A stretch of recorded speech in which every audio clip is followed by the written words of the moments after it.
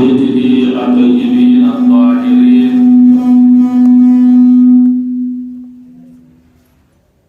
المعصومين المكرمين وأصحابه المنتجبين ومن تبعهم بإحسان إلى يوم الدين، وبعد. السلام عليكم ورحمة الله وبركاته. وعليكم السلام ورحمة الله وبركاته. اللهم صل على محمد وآل محمد. اللهم كن لوليك الحجة ابن الحسن صلواتك عليه وعلى آبائه في هذه الساعة وفي كل ساعة وليا وحافظا وقائدا وناصرا ودليلا وعينا حتى تسكنه أرضك طوعا وتمتعه فيها طويلا بحق محمد وآله الطاهرين. اللهم صل على محمد وآل محمد. الحمد لله.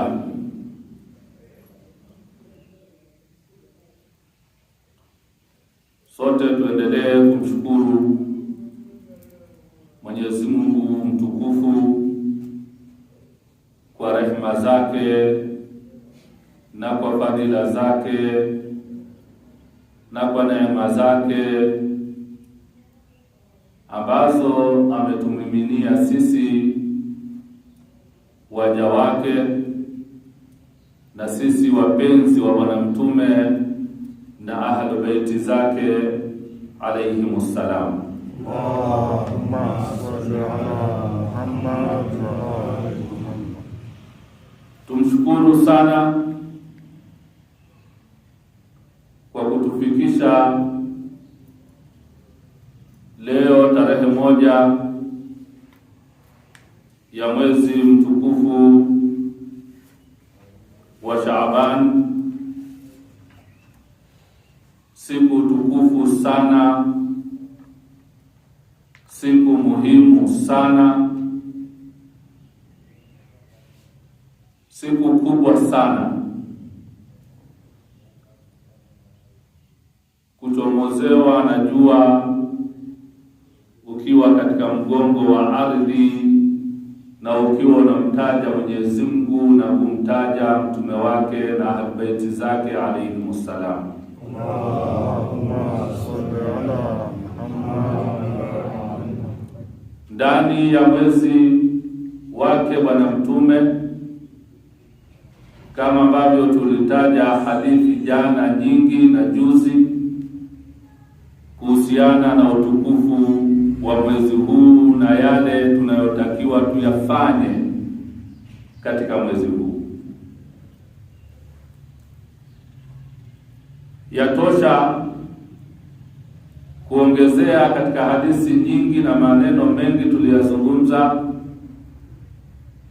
Hadithi hii ya Imamu Al-Baqir alayhi salam anaposema inna sawm Shaaban sawm nabiyyin,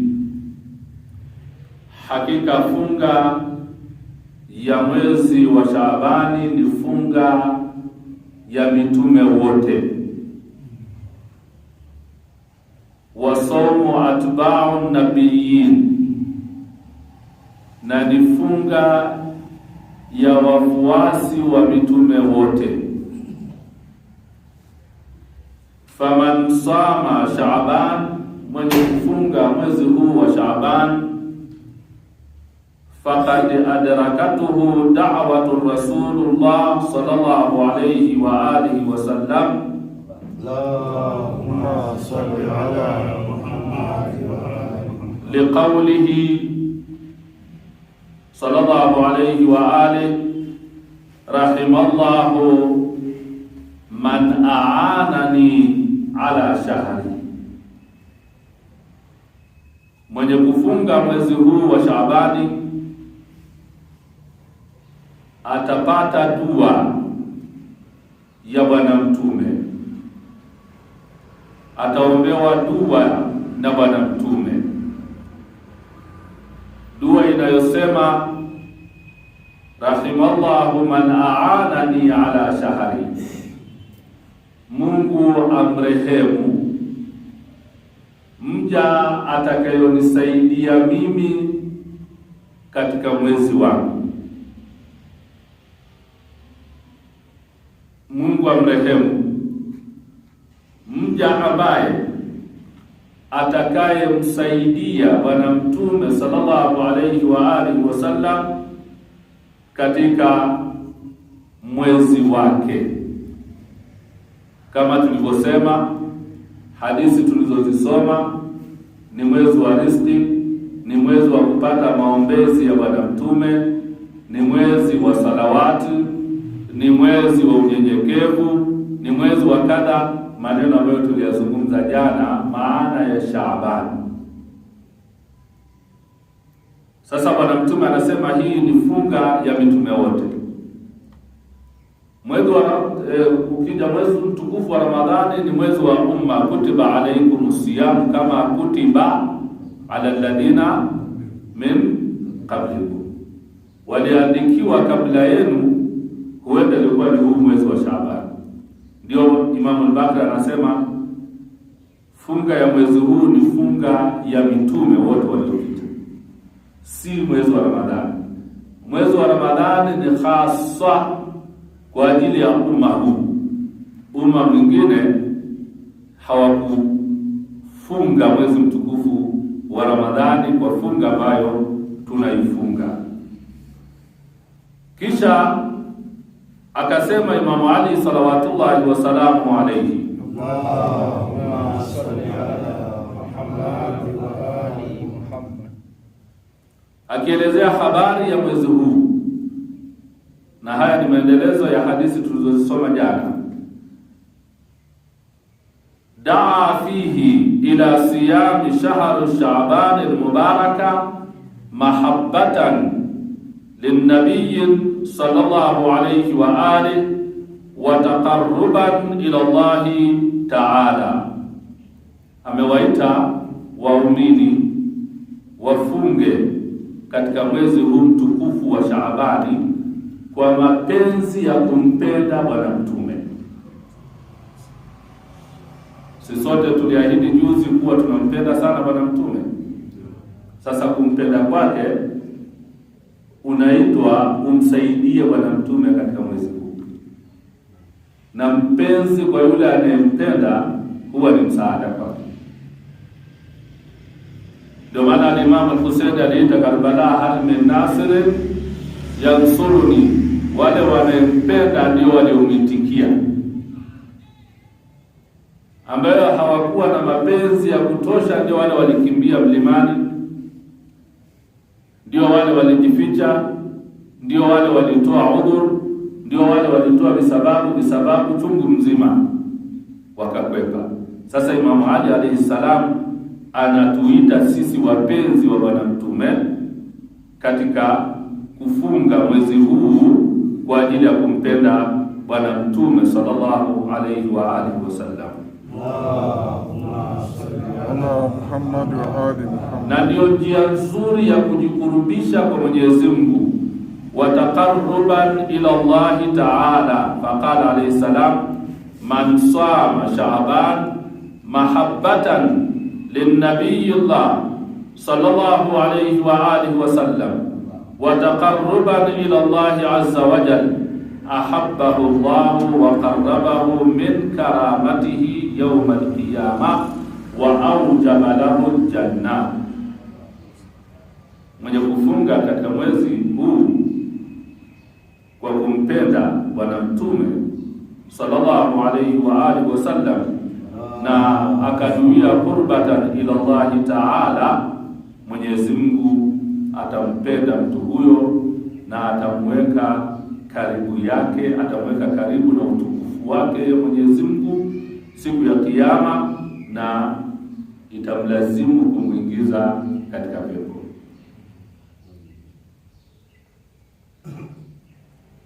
Yote haya ni unaelezwa tu kuhusiana na huu mwezi.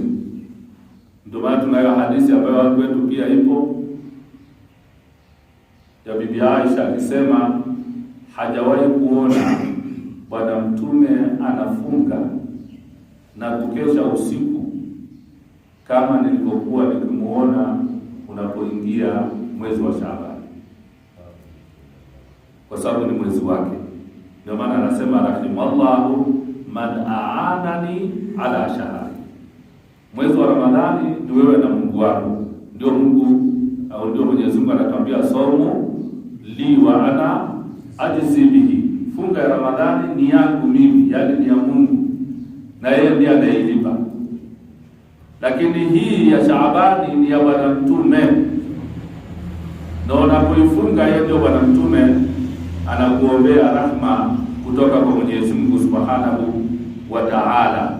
Ndio yale tuliyoyasoma jana, wasumia shahru Shaaban shahru shafaa lianna rasulakum yashfa likulli man yusalli alayhi fihi salawatullahi wa salamu alayhi. Allahumma salli ala Muhammad. Sasa alhamdulillah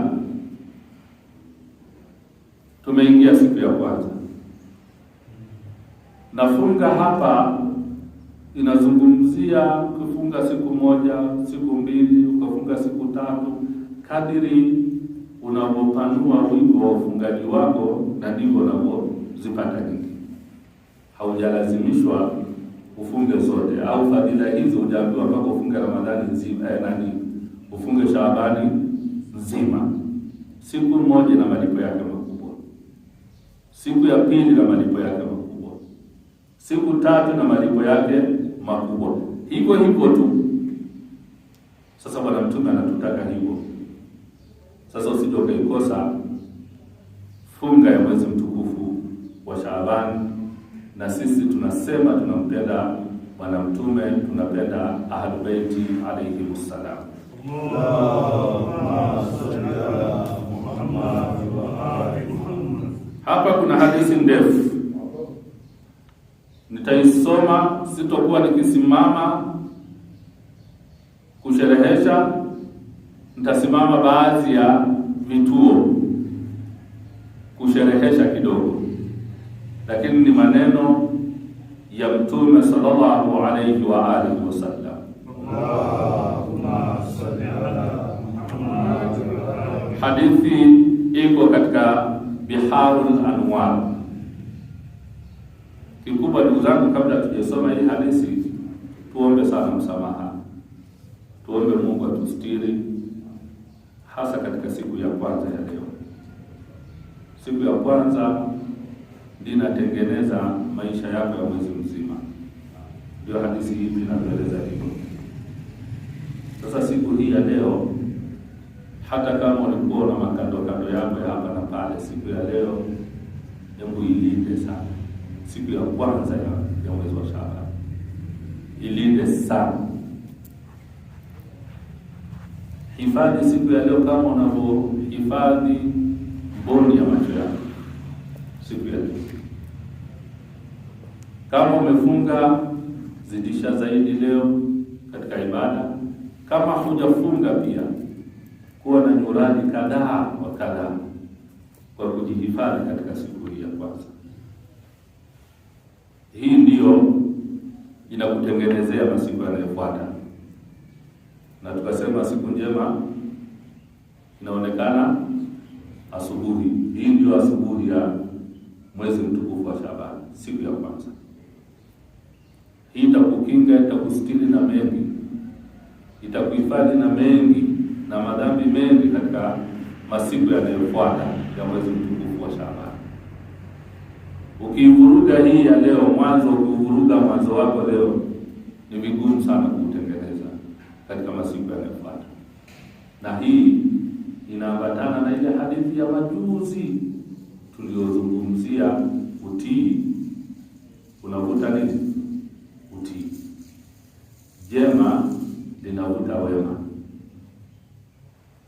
Tunakumbuka hizo hadithi tulizonukuu majuzi, zinaendana na maneno haya niliyozungumza.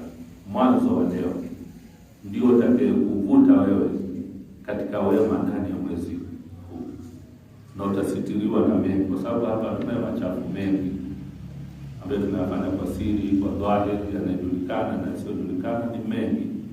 Tunahitaji Mwenyezi Mungu atusamehe, tunahitaji Mwenyezi Mungu atustiri, tunahitaji Mwenyezi Mungu atupe moyo wa kutokuyarudia yale ambayo tunayakosea. Sasa hadithi hii inazungumzia mwezi wa Shaabani na miti miwili, shajaratu tuba wa shajaratu zakumi, si ndio? Mti wa toba na mti wa zakumi. Mti wa toba ni mzuri, ile inajulikana. Zakumi ni mti mbaya ambaye tunasoma hata katika mwezi mtukufu wa Ramadhani, Mungu atuepushe na miwili hii. Unamwomba Mwenyezi Mungu asikulishe, na ndio itakuwa chakula cha watu wa motoni. Ni chakula ambacho kina harufu haina mfano, maji yake yanapatikana katika harufu ile ile, alafu kikila kinakuwasha ndani, kinakuwasha na kinakuchoma ndani, kina miba, kina maudhi mno. Sasa na huwa tunasema ukiwashwa ndani utajikuna vipi? So umekila alafu kinakuwasha huko tumboni, kwenye kifua, huko ndani ndio kinakuwasha, utashindwa kujikuna. Wenda huko juu unaweza ukatumia chochote kile ukajikuna, lakini ndani ya tumbo utajikunaje? Na kinakuuma. Sasa ni chakula, ni mti mbaya, lakini unajua ni kamti kadogo, lakini kana harufu mbaya. Ukisoma katika visa vya Nabii Musa alayhi salam utaweza kuelewa ubaya wake. Sasa inasema inna fi awwal yawm min shahri Shaaban, mwanzo kabisa wa mwezi, siku ya kwanza ya mwezi mtukufu wa Shaaban, tutla shajaratu tuba wa kadhalika shajaratu zakum, utatokea mti huu wa toba na mti wa zakum. Aasanuha ala al-ardi, mti huu matawi yake yataning'inia ardhini. Hadithi na maelezo marefu, hebu kuwa makini, ushike lile ambalo utaweza kulifanyia kazi katika mwezi na lile ambalo unaweza ukajiepusha nalo katika mwezi huu mtukufu. Kisha anasema faman tamassaka bi'asani tuba, mwenye kushikamana na mti wa toba, akhadhatuhu ila aljanna, mti ule utamchukua mpaka peponi. Waman tamassaka bi'asani zakum akhadhatuhu ila an-nar, ukiushika ule mti wa zakum unakupeleka motoni. Yani siku ya kwanza leo miti miwili hii imewekwa ardhini na Mwenyezi Mungu. Sisi tunaelewana vizuri. Mti mzuri ukiushika unaenda naye peponi, na mti mbaya ukiushika unaenda nao unakupeleka motoni. Ni miti miwili. Qala Rasulullah sallallahu alayhi wa alihi wa sallam, Allahumma salli ala Muhammad. Kwa Mwenyezi Mungu aliyemtuma katika kazi hii ya utume, anasema inna iblis, hakika iblis huyu, idha kana awwal yawmin min Sha'ban batha junudahu fi aqtari al-ardi wa afaqiha yaqulu lahu, siku hii ya kwanza Ibilisi ametuma maaskari wake, amewatuma wasaidizi wake, wanajeshi wake wako katika mgongo huu wa ardhi kwa wingi sana. Si tunaelewana vizuri? Siku hii ya kwanza ambaye kuna miti miwili ipo, si tuko pamoja jamani? Miti miwili ipo, mti mzuri na mti mbaya. Alafu Ibilisi ametuma, amesambaza, batha ameeneza, amewasambaza. Neno batha ni kusambaza, ameeneza katika ardhi hii maaskari wake. Ibilisi vidogo vidogo vimejaa katika mgongo wa ardhi. Yaqulu lahum, Ibilisi anawaambia hawa wenzake, hawa vijana wake aliowatuma, ijtahidu fi ijtidabi ba'd ibadillahi ilaykum fi hadha al-yawm, jitahidini sana kuwapotosha waja wa Mwenyezi Mungu katika siku hii ya leo ya kwanza. Bwana mwambie siku ya kwanza muhimu. Si tunaelewana vizuri? Anawaambia jitahidini mno kuwapotosha viumbe hawa, binadamu hawa katika siku hii ya leo. Mwapotoshe, mwashughulishe, wasiitambue hii siku ya kwanza ya Shaaban utukufu wake, heshima yake. Wasishughulike na ibada, wasishughulike na wema, mwashughulishe. Wa inna Allaha azza wa jalla yabuthu malaikatahu fi aqtari al-ardi wa afaqiha. Ibilisi anaendelea kuwaambia maaskari wake, mtambue hakika Mungu ametuma malaika wake katika mgongo wa ardhi, wamejaa pande zote za ardhi. Ina maana tuelewane vizuri ndugu zangu, yazingatieni haya, kuheshimu mwezi wa Bwana Mtume. Malaika wamejaa na Ibilisi na watu wake wamejaa. Na maana katika Shaaban ardhi hii haina mahala pa kuweka unyayo, ina msongamano mkubwa. Hadithi zinasema kama malaika hawa na maibilisi haya ambayo wamejaa, kama wangekuwa ni viumbe kama sisi au kama wadudu au wenye kutambaa, wangekuwa wanaonekana kama ambavyo tunaona sisi vitu vingine tunapoonana na kuona viumbe vingine, sio? Mwanadamu asingeweza kuweka unyayo wake, hata unyayo wa mtoto mdogo aliyozaliwa.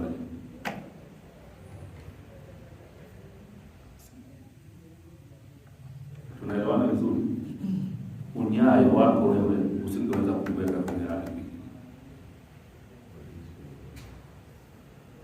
Kwa sababu gani? Kwa sababu wamejaa malaika, wamejaa ibilisi, mashetani. Na maana kile ukiweka unyayo unamkanyaga mtu pale. Unaona hata watu wanapokuwa kwenye msongamano, unaona watu hata hija tu pale tu watu unaambiwa milioni 2 pale, unaona watu wanapokanyagana. Kienda kwa Imam Hussein siku ya 40 ya Imam Hussein alayhi salam, unaona watu milioni kadhaa wanakanyagana, msongamano. Au unapita kwenye geti unaenda kuangalia mpira, angalia tu ule msongamano wa watu tu pale hivi, unatembea polepole namna hii. Sasa Mungu ameteremsha malaika, wamejaa.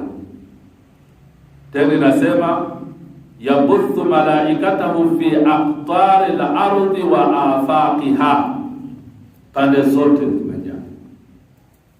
Ina maana katika Shaaban, ndugu zangu, viumbe vilivyopo katika mgongo wa ardhi ni vingi kuliko mwezi mwingine wowote. Mwezi wa Ramadhani waliojaa katika mgongo wa ardhi ni malaika. Shetani tunaambiwa amefunga mnyororo kule, analia yeye na watu wake na wasaidizi wake, wamefunga mnyororo. Ina maana hayuko katika mgongo wa ardhi. Ardhi hii inakuwa ni malaika, ni neema tu. Ndio maana kila kitu unachokifanya wewe ni thawabu. Ukilala thawabu, ukihema thawabu, ukisoma aya moja au sura moja ni kama vile umesoma Qur'ani nzima. Ni neema tupu zimejaa katika mwezi mtukufu wa Ramadhani. Lakini mwezi huu ni msongamano. Kwa lugha nyepesi ni kama vile wanagombaniana. Na nani anayegombaniwa hapa? Ni wewe mwanadamu. Malaika wanakuvuta uende kwa Mungu, na Ibilisi anakuvuta uende motoni. Mwenyezi Mungu atuepushe na moto wa jahannam. Amen. Sasa yaqulu lahu, Mungu anapowateremsha malaika wake hawa waliojaa, anawaambia saddidu ibadi wa arshiduhum. Saddidu ibadi, wathibitini waja wangu, wazuieni waja wangu, wa arshiduhum, na waongozeni waja wangu. Wa kulluhum yas'adu bikum illa man aba wa tamarrada wa tagha fa innahu yasiru fi hizbi ibilisi wa junudi. Malaika kwa amri hii ya Mwenyezi Mungu wanakupitia wewe kila saa. Ongoka, njoo huku, mtaje Mungu, mtaje Bwana Mtume, soma Qur'ani, swali, toa sadaka. Wanashughulika hivi kwa mwongozo wa Mwenyezi Mungu, na wote wanashughulika hivyo katika siku hii ya leo. Kisha anasema illa wa kulluhum yas'ad, hakikisheni wote wanakuwa na furaha, wanakuwa katika mazuri umma. Hayo ni maelezo ya nani? Ya Mwenyezi Mungu kuambia malaika wake. Kisha anasema illa man aba wa tamarrada wa tagha fa innahu yasiru fi hizbi ibilisi wa junudi, isipokuwa yule atakayekataa na akawa jeuri, akawa katili, hata kikusikiliza, hakika huyo atakuwa katika chama cha Ibilisi na maaskari wake. Isipokuwa yule atakayekataa. Na maana malaika wanakuvuta mkono, wewe unakataa. Muadhini anakuambia hayya ala salah, hayya ala falah, hayya ala khair al-amal, na wewe adhana ile unaipa mgongo, una habari nayo, unaitwa malaika anakuita, njoo katika sala, njoo katika falaha, katika kufaulu kwako, njoo katika jambo jema la kheri, hayya ala khair al-amal. Wewe unaipa mgongo, hutaki kusikia. Ndio anasema isipokuwa yule atakayekataa na kawa jeuri, ukataji wako ule wa kikatili, fanya hivi, astaki bwana, sipendi bwana, usinisumbue bwana. Na ndio lugha ambazo tunawaambia malaika, na ndio lugha ambazo tunamweleza Mwenyezi Mungu wakati mwingine bila kuyatamka, lakini vitendo vyako vinamwambia staki, vitendo vyako vinamwambia usinisumbue, vitendo vyetu vinamwambia Mwenyezi Mungu usinisumbue, niache. Hivi tu ndivyo.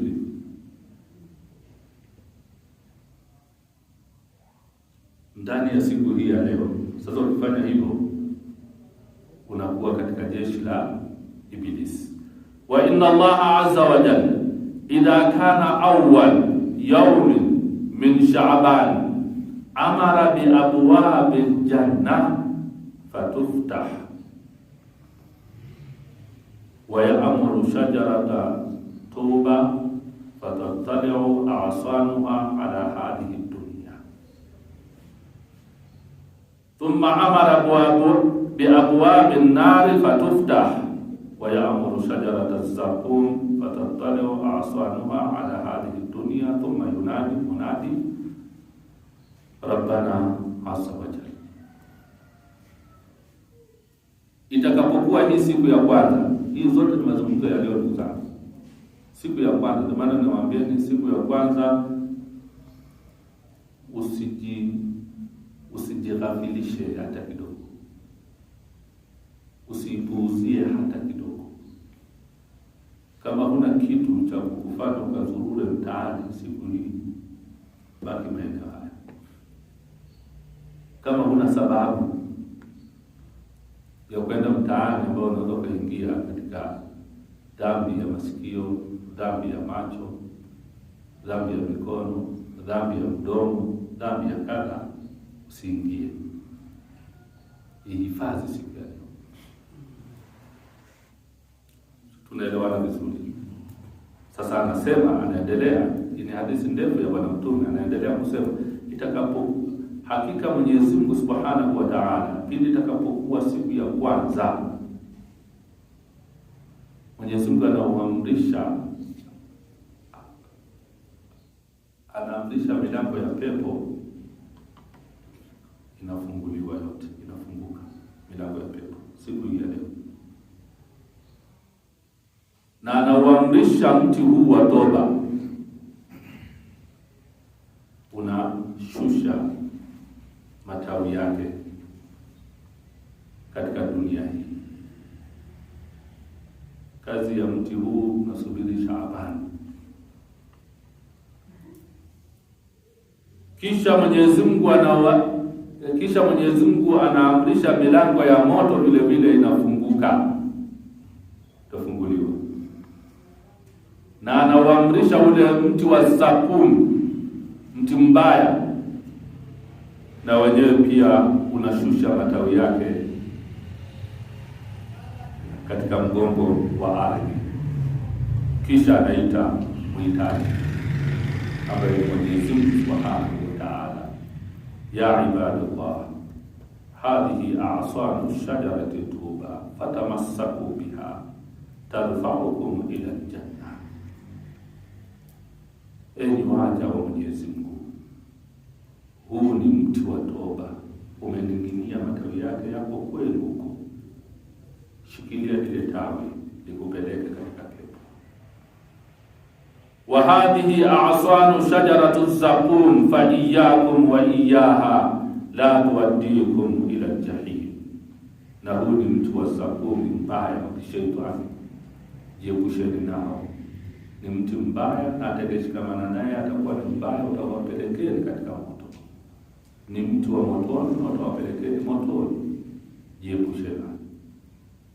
Kwa maana miti iko miwili kama nilivyosema, na milango imefunguliwa ya pepo na milango ya moto, na Mungu anatuambia hivi, shikamaneni, ingieni katika mlango wa pepo. Qala fa wallahi alladhi ba'athani bil haqqi nabiyyan. Sasa Bwana Mtume anaendelea kuzungumza. Hii yote ni hadithi, iko katika Bihar al-Anwar, ni ndefu. Fa walladhi ba'athani bil haqqi nabiyya, na apa kwa Mungu aliyenipa utume huu. Inna man ta'ata baba min al-khair fi hadha al-yawm faqad ta'allaqa bi ghusnin min a'san shajarat at-tuba fahuwa muwaddihi ila al-janna. Ana apa Bwana Mtume sallallahu alayhi wa alihi wasallam, hakika yoyote atakayeshikilia mti huu wa kheri, mti wa kheri, tawi lake, kwa kufanya jema moja katika siku ya leo, anaingia katika pepo.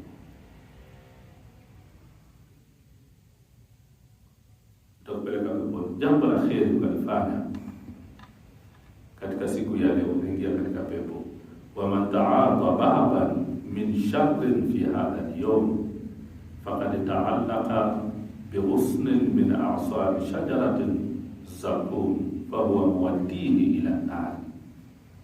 Na utakayofanya ovu baya katika mwezi huu, mbele huu mti zaqum unakupeleka katika jahannam. Bwana Mtume anaapa hivyo. Thumma qala Rasulullah sallallahu alayhi wa alihi wa sallam, Allahumma salli ala Muhammad wa ali Muhammad. Sasa amezungumza jambo la kheri moja, sasa anaanza kuzitaja baadhi ya kheri hapa. Kwa hiyo ndio ninataka uwe makini, usikilize, ufanye japokuwa katika haya anayataja Bwana Mtume, huenda sio yote, lakini hata moja, ndio tunasema jihifadhi katika siku hii ya leo. Kasema Bwana Mtume, faman tatawwa lillahi bisalatin fi hadha al-yawm faqad ta'allaqa minhu bihusnin. Yoyote atakayekuwa tayari kwa ajili ya ibada ya sala, moyo wako unapeleka kwenye sala, iwe ya faradhi, jataja sala ya aina gani, iwe ya sunna, umeamua kuja ni swali sunna hii, hadia, zawadi kwa Bwana Mtume, zawadi kwa Fatima Zahra, zawadi kwa Amirul Mu'minin, zawadi kwa imamu katika maimamu, zawadi kwa sahib al-asr wa zaman, al-hujjatul mahdiyun ajalallahu ta'ala farajahu sharif. Allahumma salli ala Muhammad wa ali Muhammad. Faqad ta'allaqa minhu bi husnin, tayari umeshafanya kheri, mti huu unampeleka peponi. Sana raka mbili, hilo anataja sala, hiyo sala ya faradhi. Umekata masafa yako huko, nasema naenda kuswali, kama ambavyo tumetekeleza sala ya dhuhuri hapa, tayari umeshashikamana na mti wa peponi. Umetoka kule, unasema tasikiliza darsa, tasikiliza hadithi ya Bwana Mtume sallallahu alayhi wa alihi, hadithi ya maimamu alayhi wasallam, ni jambo la kheri, umeshikamana na mtu wa peponi. Mungu atujalie miti hii tuishikilie mpaka siku ya Kiyama. Amen. Wa man tasaddaqa fi hadha al-yawm faqad ta'allaqa minhu bi husnin, mwenye kutoa sadaka, sala ya kwa ametaja sala, na wengine anasema na yoyote mwenye kutoa sadaka katika siku hii ya leo, siku ya leo tutakuwa tumeshikamana na mti huu wa kheri wa kupeleka katika pepo, mtu wa toba. Sadaka ijatajwa sadaka kiwango gani? Sadaka mazao wamefunga, mathalan kamwambia wewe ndugu yangu, maji haya 500 haya naomba kiadhiniwa, fungua na maji yangu haya.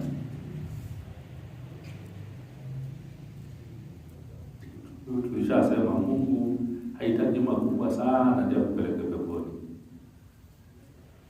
Sio lazima ufanye makubwa sana. Jana tulisoma kile kisa cha yule mtu tu amempa Nabii Musa ile, tulisema rumana ni nini? Kokomanga kama ile hapo nusu, akamkatia Nabii Musa.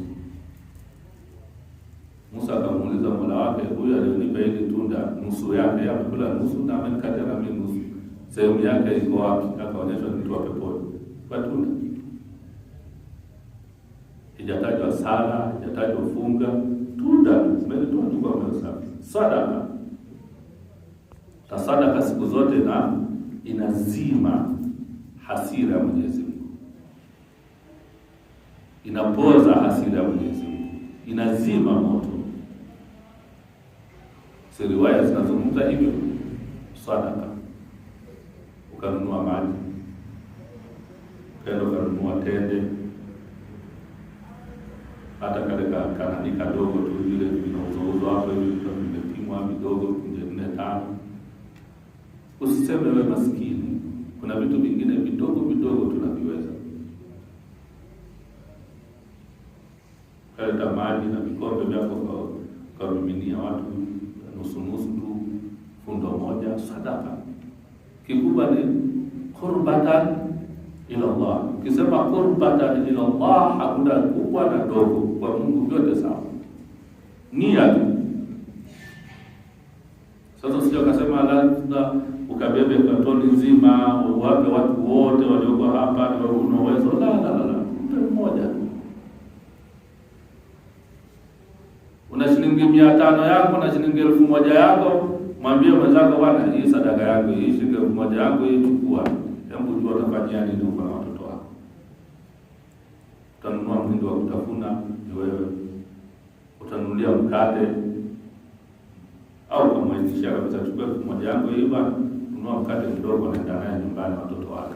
Ya kwangu, wewe rafiki yangu. Vitu hivi vidogo vidogo ndugu zangu hivi vinatutengenezea pepo, vinatutengenezea maisha ya ajabu. Tusivizarau hivi vitu.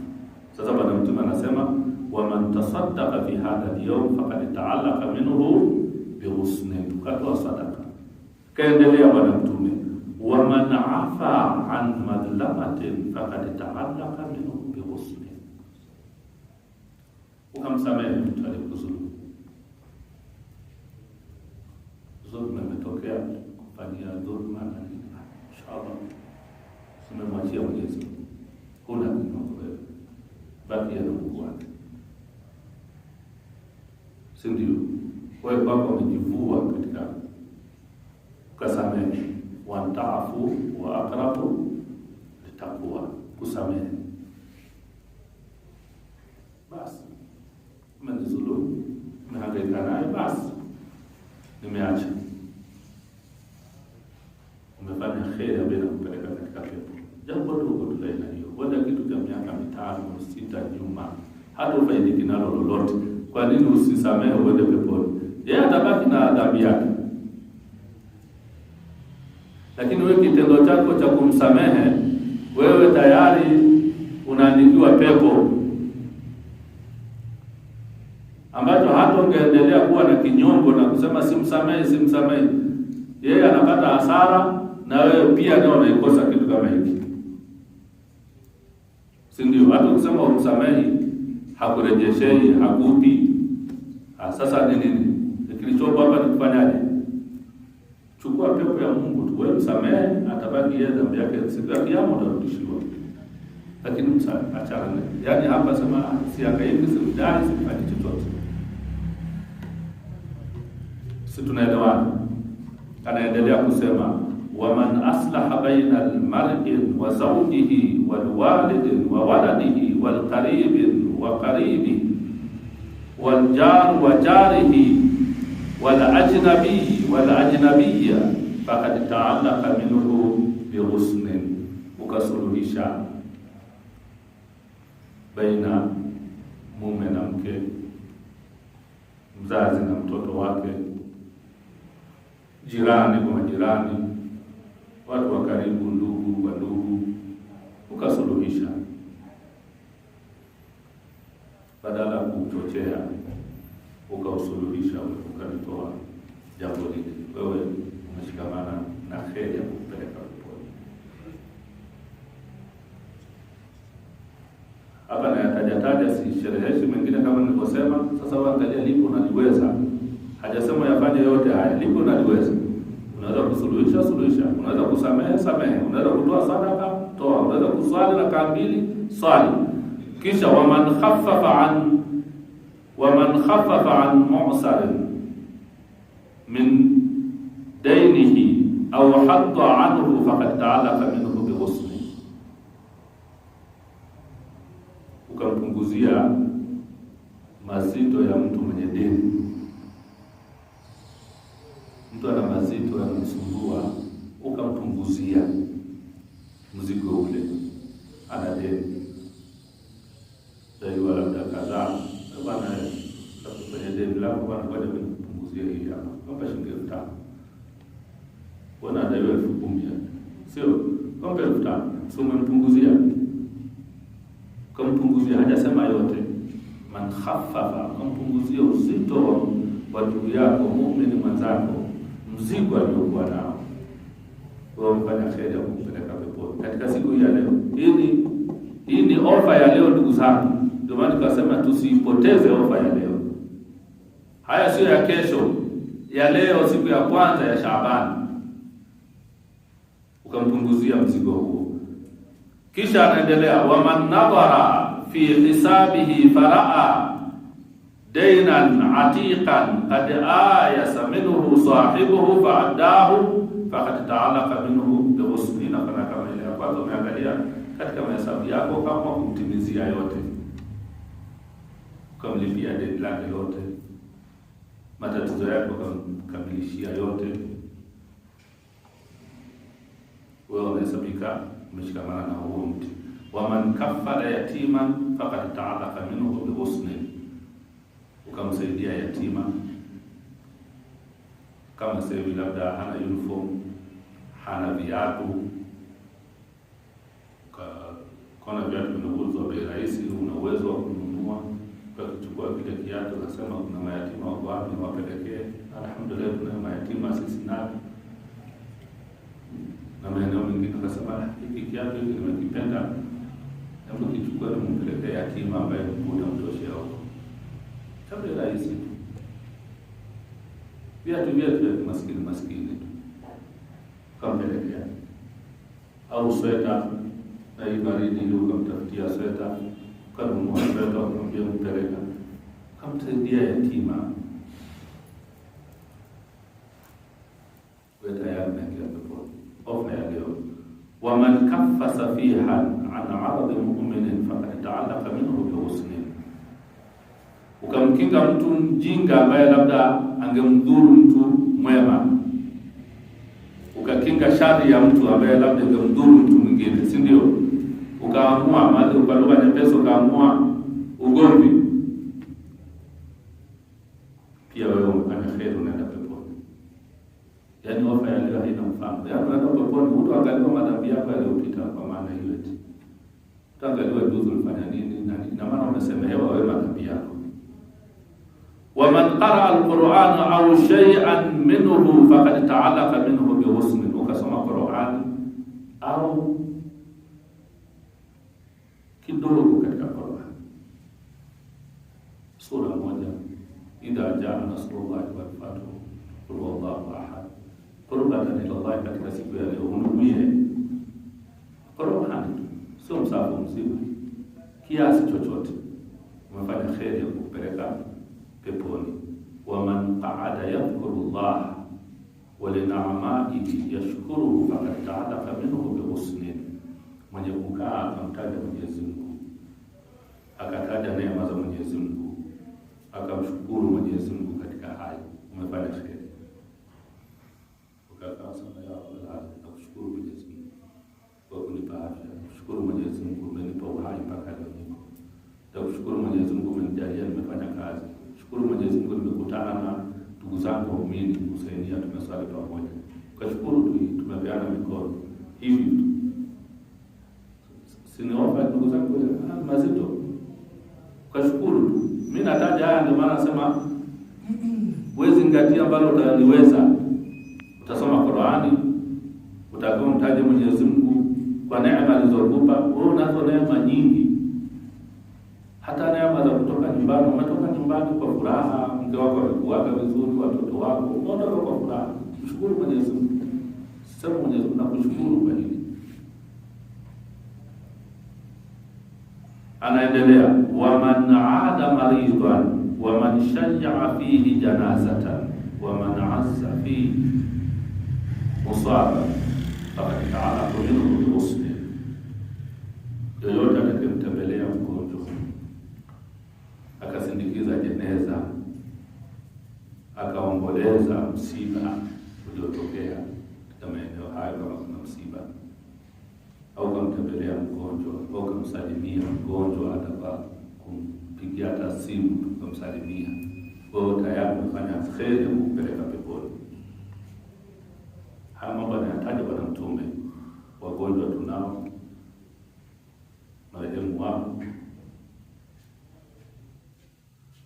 Wa man barra walidayhi au ahadihima fi hadha al-yawm faqad ta'alaqa minhu bihusnin, ukamfanyia wema mzazi wako mmoja au wawili, na halia kama naye mama yuko hai, kama naye baba yuko hai, kama wote wako hai, au kama wamekufa, wakumbuke katika siku hii leo. Na kama wako hai, ndio jitahidi kabisa mpigie simu.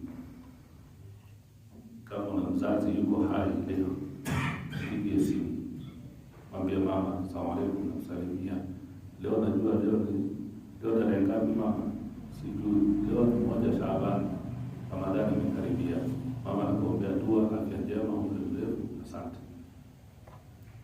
Kuna chochote kwenye simu, mama 5,000 hiyo hapo chukua.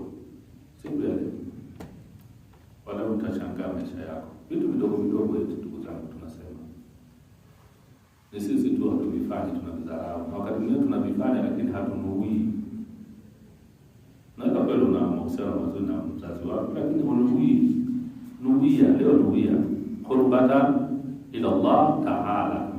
Na kwa kumpenda Bwana Mtume. Tunakumbuka alisema mwanzo. Unayafanya haya kwa kumpenda Bwana Mtume na kujikurubisha kwa Mwenyezi Mungu.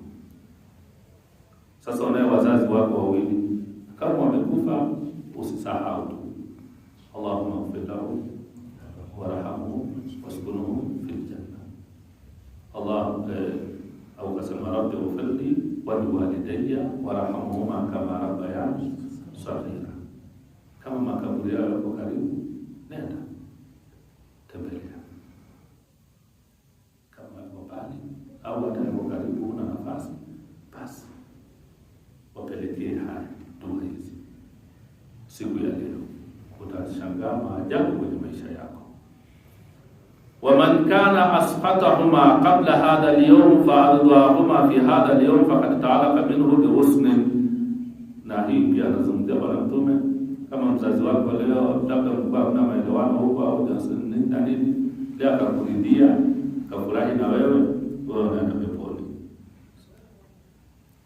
وكذلك من فعل شيئا من سائر أبواب الخير في هذا اليوم فقد تعلق منه بغصن.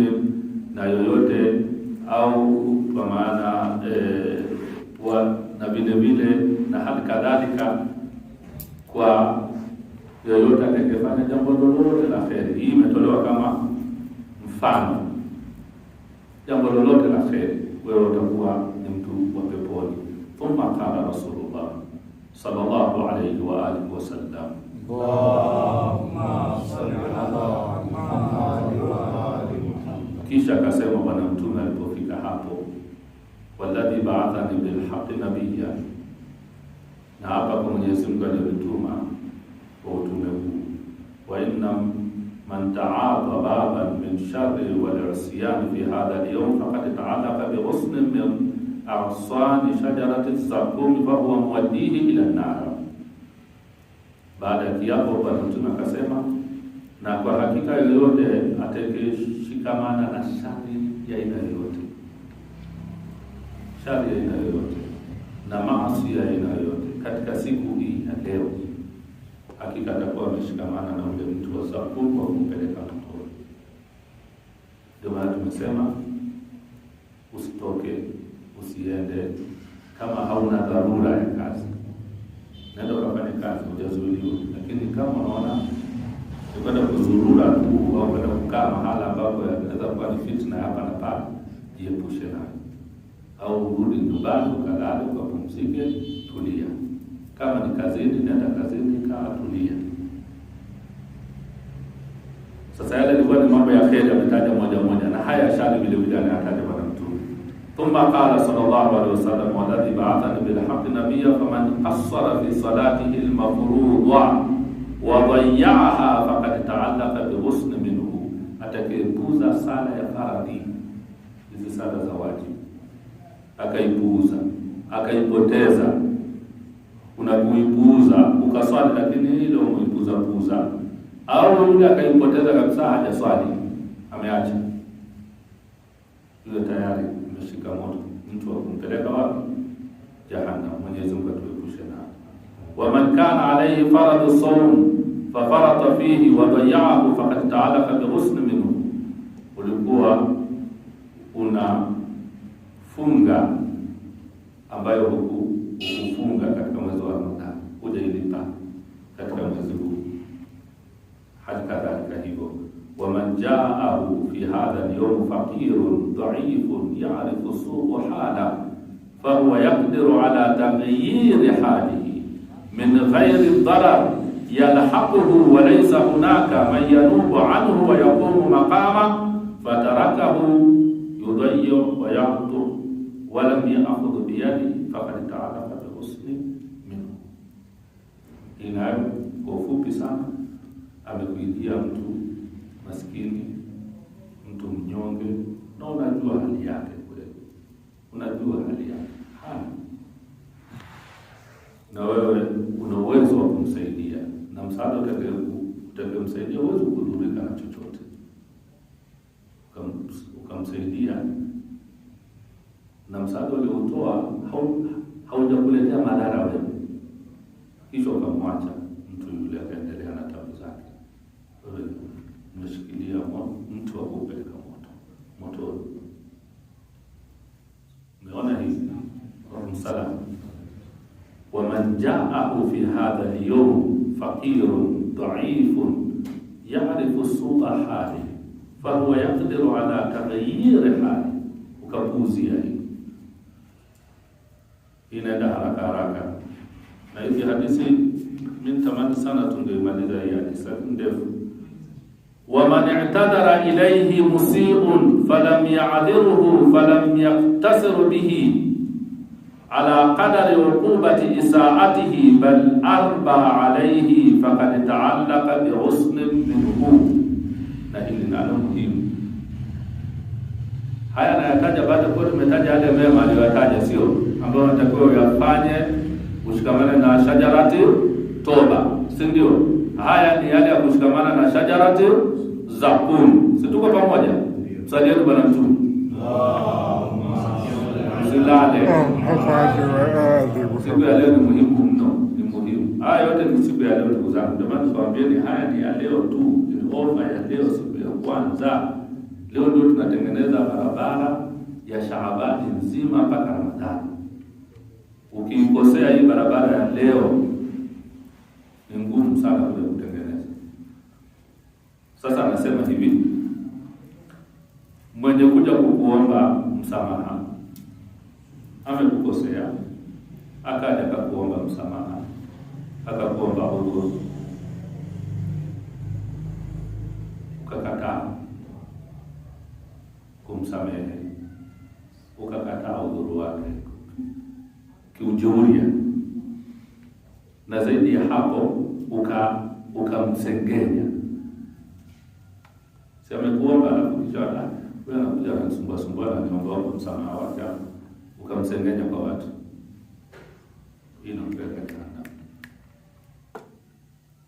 Bora kama hujamsamehe, sawa, kusamehe ni haki yako, na kutokusamehe ni haki yako, bora unyamaze baada ya hapo. Lakini sio unatoka tena unaanza kumsengenya, kumsema alikuja kafanya hivi, kaniomba hivi na nini na nini, nimemkatalia, wala sitaki kumuona, unajigamba kwa aina hiyo, unaingia jehanamu. Ndugu zangu, tunaelewana vizuri? ومن ضرب بين المرء وزوجه والوالد وولده أو الأخ وأخيه أو القريب وقريبه أو بين جاريين أو خليطين أو أختين فقد تعلق بغصن منه. Hii ni masuala ya kupigana familia, hivi marafiki, inajulikana. ومن شدد على معصر وهو يعلم إعصاره فزاد غيظا وبلاء فقد تعلق بغصن منه. Na hili nalo ni baya zaidi, ukamzidishia mtu machungu na unajua kabisa na machungu. Mtu ana machungu, ana shida, ukamzidishia shida zake zaidi. Shaddada, sideleweka, ukamzidishia maumivu.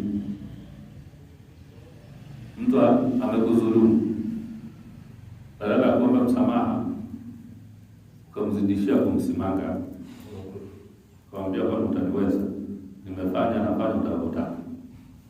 Na hii ndio ndoa tunazo sana sisi, si ndio? Utanifanyaje?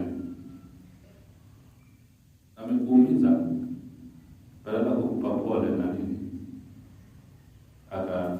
akazidi kukuumiza zaidi kwa kiburi. Hiyo ومن كان عليه دين فكسره فكسره على صاحبه وتعدى عليه حتى أبطل دينه فقد تعلق برسل منه. ومن جفى يتيما وآذاه وتحزم ماله فقد تعلق برسل منه. Ukamudhi yatima, ulikuwa na uwezo na hujamsaidia na kero na nini hivyo, hiyo tunashikamana na mti wa safu. Waman waqa fi ardhi akhihi almu'min wa hamala an-nas ala dhalika, na yoyote ambaye atakapambana na heshima ya mtu, si ndio unatafuta kubomoa heshima ya mtu kwa jambo ambalo inawezekana ni kweli analo, ni kweli amejifanya. Sasa badala ya kuziba ile, wao wanataka kumfedhehesha. Badala ya kuliziba, wao wanakunjua, ambaye tulizungumza jana tukasema Shaabani ni mwezi ambao umefunikwa na shuka hivi, si ndio? Tulisema ni shuka ile dua, shuka jeupe ambalo halina doa, halina tobo, na kuna ni kheri ndani ya Shaabani, katika dua ambayo tumeisoma katika kila baada ya sala. Ndio tulizungumza jana. Sasa mtu yuko bila, alafu anataka kuyatoa. Mungu amemstiri, wewe unataka kumwedisha, kumfedhehesha hata kwa yale ambayo hiyo tayari unaingia katika hiyo. Waman taghanna bighina'i haramin yab'athu fihi 'ala al-ma'asi fata'alaqa, kuimba muziki ya haramu, nyimbo za haramu. Waman qa'ada yu'addidu qaba'iha fa'alihi fil hurub wa anwa'i dhulmihi li'ibadillahi fayaftakhiru biha faqad ta'alaqa bighusl minhu, ukakaa unajifaharisha kwa machafu na mabaya ambayo unayafanya. Kuna wengine wakati jioni wanajifaharisha mabaya wake, mauchafu yake, si ndio? Badala kujificha utulie, sasa unakaa mbele ya watu unajifaharisha ili uonekane wewe ni mwamba. Kwa mimi nafanya hivi bwana, nafanya hivi bwana, tasikuogopa hivi ile, ukajifaharisha katika hayo. Na binadamu anaye sana hivi, unamkosea mwenzako alafu unaanza kujifaharisha kwa ubabe uliofanya, si sawa, unapeleka jahannam. Waman kana jaruhu maridan fataraka iyadatuhu istighfafan bihaqqihi faqad ta'alaqa bighusl minhu. Kuna jirani yako ni mgonjwa, hujaenda kumtembelea kwa dharau, ona huyu maskini bwana, huyu ana nini bwana, hujaenda. Wanataka uende sehemu ambazo ni kubwa zenye heshima, hizo za chini, na jirani yako uende. Kitendo hicho tu, kuwa na huo moyo tu, istighfafan bihaqqihi, kwa kupunguza tu ile heshima yake, kwa na ajua nini na ni mgonjwa, hiyo tayari. Waman mata jarahu fataraka tashiyu janazatahu tahawuna bihi faqad ta'alaqa bighusl minhu, na vile hali kadhalika amekufa jirani, haujaenda kwenye msiba kwa sababu ya hali yake. Sisi tunachagua misiba. Kuna misiba naweza katokea, misiba itapigiwa kelele, itachangishwa, watu watajitolea, watu watafanya hivi kadha, lakini naweza katokea msiba wa mwingine hakuna anayemjali, ni kwa sababu ya kudharauliwa unyonge wake aliokuwa nao. Na ndio jamii zetu ambazo ndivyo tunapoishi. Sasa kufanya hivyo kwa dharau, kwa kuona huyo si wa muhimu sana, tayari umeingia katika hiyo. Waman aqa walidayhi au ahadihima faqad ta'alaqa, kumfanyia dharau mzazi au wazazi wawili, na tayari kushikamana na mti huo. Man kana kabla dhalika aqa, na hii vile vile inahusiana na masala ya mzazi. Hadithi ni ndefu, na tutaimaliza jamani. Sasa tumeshachukua muda gani? Sisi na dakika 7. Sana dakika 7. Nimekosea baba. Ni nusu saa nadhani. Saa 7 na dakika 30. Umeanza saa 7 dakika 30. Kwa hiyo ulikuwa unafuatilia?